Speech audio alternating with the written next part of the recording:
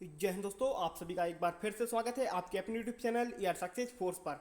So friends, आज की इस वीडियो में हम बात करने वाले हैं इंडियन कोस्ट गार्ड नाविक जेडी डीबी यांत्रिक के पूरे सिलेक्शन प्रोसेस के बारे में, जहां पर हम बात करेंगे आपकी जनरल ड्यूटी, डोमेस्टिक ब्रांच और यांत्रिक के पूरे सिलेक्शन प्रोसेस के बारे में कि यहाँ पर आपका जो इंडियन कोस्ट गार्ड में जो आपका सिलेक्शन का जो प्रोसेस है वो क्या रहता है, जिसमें काफ़ी न्यू स्टूडेंट्स के लिए जो वीडियो एक डाउट्स का रहता है कि एज इसमें कितनी मांगी जाती है, कि मिनिमम एज क्या रहती है, मैक्सिमम एज क्या रहती है, इसमें जो एज रिलैक्सेशन होता है, क्योंकि आपको पता होगा इंडियन कोस्ट गार्ड में हमको एज रिलैक्सेशन मिलता है। उसकी बात करें किन कैंडिडेट्स को यहाँ पर एज रिलैक्सेशन मिलता है और किन बेसिस पर उसको मिलता है और कितना मिलता है। बात करेंगे हम आपके हाइट के ऊपर कि उसकी कितनी हाइट होनी चाहिए, उसके वेट के ऊपर बात करेंगे कि उसका वेट कितना होना चाहिए, उसके एजुकेशन क्वालिफिकेशन की हम बात करेंगे। अगर आप नाविक जीडी में जाना चाहते हैं, जनरल ड्यूटी में अगर आप जाना चाहते हैं तो इसके लिए आपकी क्वालिफिकेशन क्या होनी चाहिए। अगर आप वही डीबी में जाना चाहते हैं, डोमेस्टिक ब्रांच में अगर आप जाना चाहते हैं तो इसके लिए क्या होती है आपकी क्वालिफिकेशन।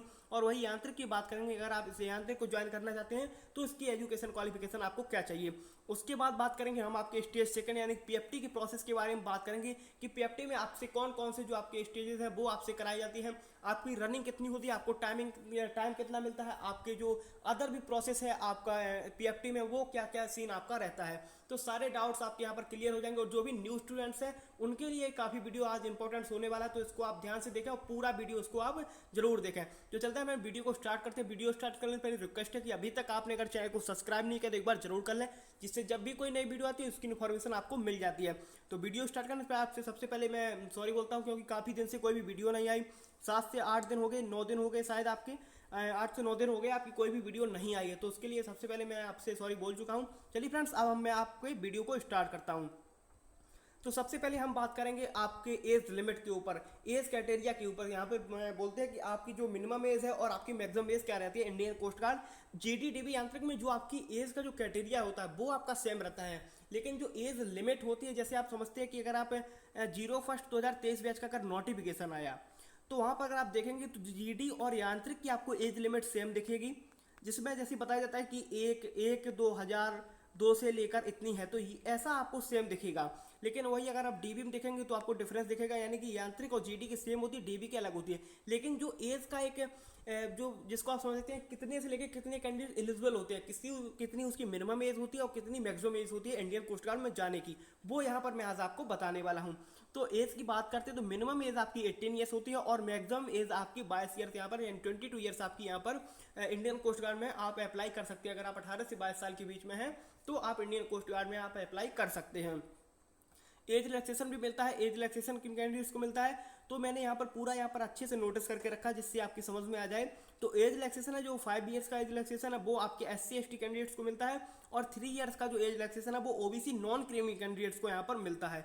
और ये आपको किन बेसिस पर मिलता है तो यहाँ पर आपको सेंट्रल का कास्ट सर्टिफिकेट, यानी कि जो आपका जाति प्रमाण पत्र होता है वो आपका सेंट्रल का आपको बनवाना पड़ेगा। उसी बेसिस पर आपको खासकर ओबीसी वाले कैंडिडेट्स को हमेशा सेंट्रल का ही कास्ट सर्टिफिकेट बनवाना चाहिए इंडियन कोस्ट गार्ड में जाने के लिए।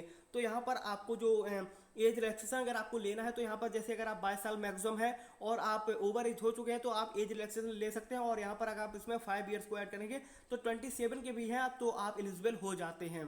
तो चलिए फ्रेंड्स, यहाँ पर अगर आपको एज के बारे में सारी बातें समझ में आ रही होंगी तो एक बार वीडियो को जरूर लाइक कर दें और शेयर अपने साथ दोस्तों के साथ जरूर करें। चलिए बात करते हैं हम आपके अब हाइट के बारे में, क्योंकि हाइट को लेकर भी काफ़ी एक डाउट्स रहता है कि हाइट कितनी मांगी जाती है, क्योंकि जब फौज का जो नाम रहता है वहाँ पर सभी कैंडिडेट्स बोलते हैं कि हाइट आपकी ज़्यादा होनी चाहिए तभी आपका सिलेक्शन होगा। लेकिन यहाँ पर जो आपकी हाइट होती है, मिनिमम हाइट आपकी होती है 157 सेंटीमीटर।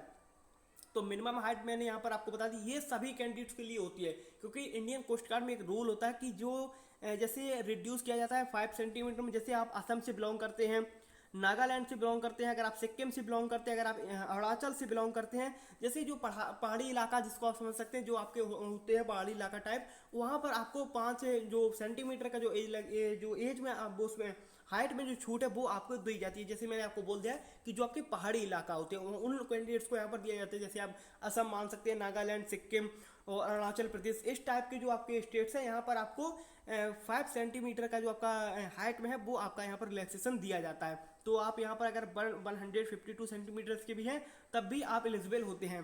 वैसे सभी कैंडिडेट्स के लिए मिनिमम जो हाइट है वो आपकी 157 सेंटीमीटर यहाँ पर बोली जाती है। तो चलते हैं फ्रेंड्स नेक्स्ट टॉपिक के ऊपर।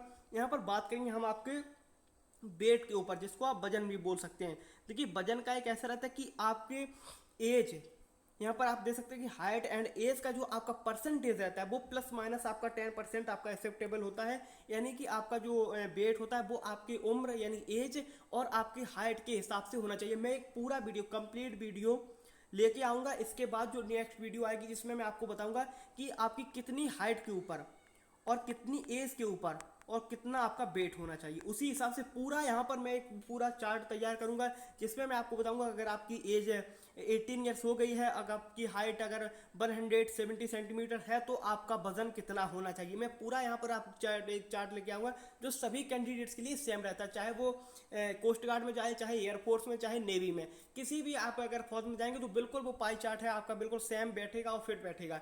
तो वो मैं वीडियो जल्दी लेके आपके लिए लेके आने वाला हूँ। अब चलिए हम बात करते हैं हम आपके फिजिकल के बारे में, जिसमें मैंने आपको बताया कि आपकी रनिंग होती है वो कितने टाइम में आपकी कराई जाती है। तो 1.6 किलोमीटर की आपकी रनिंग होती है, यानी कि 1600 मीटर की आपकी रनिंग कराई जाती है और आपको पूरा 7 मिनट का यहाँ पर टाइम दिया जाता है, यानी 7 मिनट में आपको पूरी अपनी 1600 मीटर की जो रनिंग है वो आपको कंप्लीट करनी होती है दौड़। और यहाँ पर 20 स्क्वाट्स आपसे कराई जाती है, जिसको आप उठक बैठक भी बोल सकते हैं। यानी इसमें कोई भी टाइमिंग नहीं होती है उठक बैठक में, इसमें आपको वो बोलेंगे कि आप अप होइए या डाउन होइए, उसी तरीके से आपको ये करना है, जो भी वो बोले उसी तरीके से आपको 20 उठक बैठक करनी है, स्क्वाट्स करनी है और उसके बाद आपको 10 पुशअप्स भी करनी है, वो भी आपको कराते हैं, उसको बोलते हैं कि आप ऊपर आइए या नीचे आइए, उसी हिसाब से आपको 10 पुशअप्स भी कंप्लीट करनी होती है। अब हम बात करें आपके जो एजुकेशन क्वालिफिकेशन के बारे में, तो यहाँ पर आप देख सकते हैं ये इंडियन कोस्ट गार्ड का एक नोटिफिकेशन का जो स्क्रीनशॉट है जो आप देख रहे हो। तो यहाँ पर हम बात करते हैं नाविक जनरल ड्यूटी की, तो आपको यहाँ पर 10+2 यानी कि आपको 12th आपकी कंप्लीट होनी चाहिए। जैसे ये नहीं यहाँ पे अपीयरिंग नहीं चलता है, तो आपकी 10+2 यहाँ पर आपकी कंप्लीट होनी चाहिए। सब्जेक्ट की बात कर लेते हैं तो आपका मैथ एंड फिजिक्स कंपलसरी होता है, जिसमें आप समझ सकते हैं अगर आपके पास मैथ नहीं है तब भी आप एलिजिबल नहीं है, अगर आपके पास फिजिक्स नहीं है तब भी आप एलिजिबल नहीं है। तो यहाँ पर आपको समझना है कि आपकी जो 12th है वो आपकी एक साइंस है स्ट्रीम और उसमें साथ में मैथ और फिजिक्स आपकी कंपलसरी सब्जेक्ट रहते हैं, तो आपकी मैथ और फिजिक्स होनी चाहिए 12th में आपकी, तभी आप नाविक जनरल ड्यूटी के लिए एलिजिबल होते हैं। बात करते हैं हम आपकी नाविक डोमेस्टिक ब्रांच यानी नाविक जनरल नाविक डीवी की बात करते हैं। तो यहाँ पर आपको सिंपली सा 10th पास होना चाहिए, यहाँ पर आपकी ज़्यादा एजुकेशन नहीं मांगी जाती, तो आपको यहाँ पर 10th पास सिर्फ मांगा जाता है और वो भी कोई भी सब्जेक्ट का यहाँ पर बाउंडेशन नहीं होता है। तो आपको सिंपली सा यहाँ पर 10th पास होना चाहिए, तभी आप डोमेस्टिक ब्रांच में आप अप्लाई कर सकते हैं। अगर आप 12th पास है तो आप नाविक जीडी और डीबी, लेकिन करना सिर्फ आपको एक ही है, वो आपकी चॉइस है कि आपको जीडी में करना है कि डीबी में करना है, लेकिन आप सिर्फ एक ही पोस्ट के लिए अप्लाई कर सकते हैं। देखिए काफ़ी स्टूडेंट्स के मन में एक क्वेश्चन रहता है कि मैं 2 पोस्ट के लिए अप्लाई कर सकता हूँ एक साथ में, ये सबसे बड़ा डाउट रहता है कि मैं जनरल ड्यूटी के लिए भी अप्लाई करूंगा, मैं डीबी के लिए भी अप्लाई करूंगा। तो यहाँ पर सिर्फ आप एक पोस्ट को ही चॉइस कर सकते हैं। अगर आप जीडी में कर रहे हैं तो आप डीबी में नहीं कर सकते, अगर आप डीबी में कर रहे हैं तो फिर आप जीडी में नहीं कर सकते। सिर्फ आपको एक पोस्ट पर ही अप्लाई करने का मौका मिलता है, फिर आपका इनवैलिड क्रीडेंशियल बताने लगता है। अगर आप दोबारा उसी ईमेल आईडी से उसी सेम डाटा से अगर आप अपना दूसरा फॉर्म फिलअप करते हैं तो फिर आपका इनवैलिड बता देगा। अगर आपका हो भी गया तो फिर आपका जो एडमिट कार्ड है वो आपका नहीं आएगा। तो यहाँ पर आपको नाविक के डीबी में आपको 10th पास होना चाहिए। बात कर रहे हैं हम आपकी यांत्रिक की, तो यांत्रिक में आपको अपनी पोस्ट के हिसाब से देखिए यहाँ पर आपको 10th होना चाहिए। अगर आप यहाँ पर देख रहे हैं तो 10th पास हो जाए फ्रॉम एजुकेशन, वो किसी भी बोर्ड से आपका होना चाहिए 10th। उसके साथ आपको डिप्लोमा भी चाहिए, जैसे कि अगर आप इलेक्ट्रिकल में करें तो आपको इलेक्ट्रिकल का डिप्लोमा चाहिए, अगर आप मैकेनिकल में कर रहे हैं तो आपको मैकेनिकल का डिप्लोमा चाहिए, अगर आप इलेक्ट्रॉनिक्स में करें तो आपको इलेक्ट्रॉनिक्स का एक डिप्लोमा चाहिए। यानी कि 10th के साथ में आपको जैसे ITI वगैरह आपका होता है या पॉलीटेक्निक वगैरह होता है, तो इस तरीके से आपके डिप्लोमा भी आपके यहाँ पर मान होते हैं, जैसे कि आपका मैकेनिकल, इलेक्ट्रिकल और इलेक्ट्रॉनिक्स में है आपके पास कोई भी डिप्लोमा, और अदर भी अगर आपके पास कोई भी यहाँ पर जैसे इंजीनियरिंग वगैरह का 3-4 ईयर्स का जो भी कोर्स है आपके पास, तब भी आप एलिजिबल होते हैं। तो यहाँ पर उसके बाद में आपके अथवा में भी एक ऑप्शन दिया गया है, जिसमें आप अगर समझ सकते हैं कि अगर आप 12th भी हैं और वो किसी इलेक्ट्रिकल, मैकेनिकल, इलेक्ट्रॉनिक्स से हैं, तब भी आप एलिजिबल होते हैं नाविक यांत्रिक के लिए। तो आई होप यहाँ पर आपके सारी एजुकेशन क्वालिफिकेशन के लेकर डाउट्स क्लियर हो गए होंगे। फिर भी अगर आपका कोई भी डाउट्स वगैरह रहता है तो आप हमसे कमेंट सेक्शन में पूछ सकते हैं, तो उसका जवाब देने की मैं पूरी कोशिश करूंगा। अगर आपको वीडियो अच्छी लगे, वीडियो आपको पसंद आई, तो वीडियो को लाइक करें, चैनल को सब्सक्राइब जरूर कर लें। देखिए यहाँ पर जो मैंने आपको बोला कि मैं एज, हाइट और वेट का जो एक कॉम्बिनेशन वीडियो है मैं पूरा लेके आपके लिए जल्द ही लेके आऊँगा।